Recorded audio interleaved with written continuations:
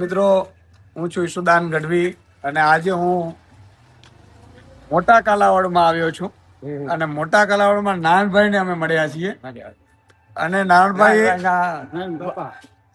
બાપા 44 વર્ષ ભાજપના આગેવાન રહ્યા છે. ભાજપને આ ગામમાંથી લીડો કઢાવડાવી છે. હવે નાનભાઈ હામેનું પકડી લીધું.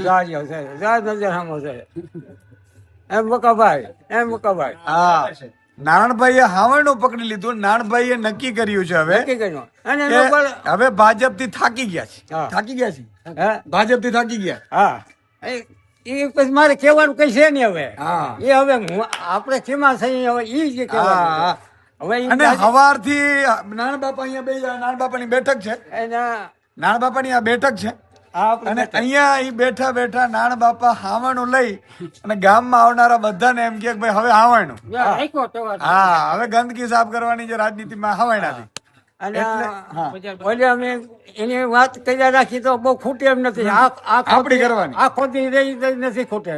પણ લોકોને તમે આ બધું કહેતા હો અને લોકોને તમે બધાને કહેતા હો અહીંયા આવે એટલે કે ભાઈ પકડો હાવણું. ચાલુ જ છે ઘણા ટાઈમથી છે. તો હું દરેક ગામડામાં ઝાપામાં બેઠેલા વડીલને વિનંતી કરું છું કે નાણ બાપા 44 વર્ષ પછી હાવણનું પકડ્યું છે તો તમે પણ હાવણનું પકડો ને હાવણનો પ્રચાર કરો.